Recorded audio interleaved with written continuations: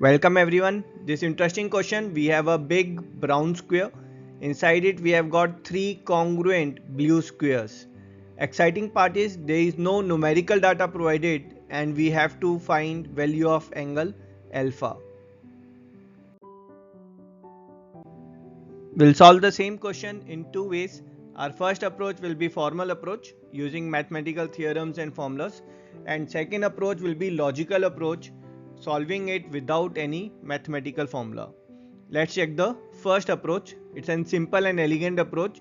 Let's start by joining the endpoints here and assume the side length of brown square as a centimeter and blue square as b centimeter, and thus this length here, this will also be b centimeter.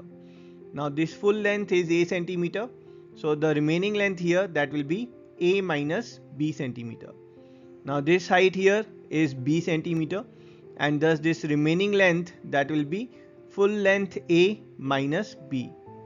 Now here this angle is 90 degree, this also is 90 degree. Now if we look at this pink triangle and this pink triangle here, by side angle side theorem, we can say that both the triangles are congruent to each other. As the triangles are congruent, thus the third side, they will be equal to each other. Now if we'll assume this angle as x degrees, then this angle, this will also be same x degrees, and this angle, let's assume it as y degrees. So here we can say that x plus y is 90 degrees. As x plus y is 90, thus this remaining angle here, this will also be 90 degree, and thus this triangle here is a right angle isosceles triangle.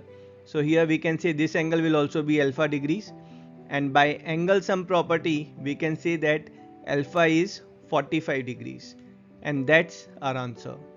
Now let's solve the same question by logical approach.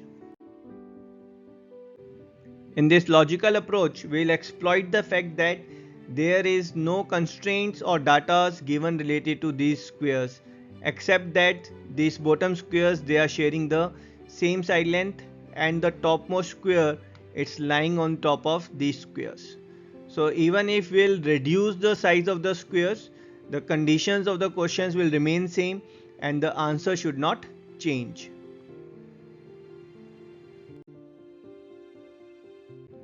Now in this position, the original conditions of the questions still remain same, and thus the value of alpha will not change.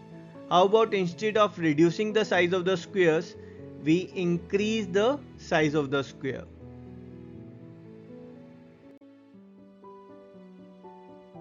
Now believe it or not, in this new figure still all the original conditions of the question are met, and thus the value of angle alpha should not change. And here this line which is passing through the center of square, if we'll extend, we can see it's a diagonal, and we know the angle between the side and the diagonal in a square is 45 degrees, and that's our answer. I hope you enjoyed the solution. I will see you in next video. Till then, tata, bye bye.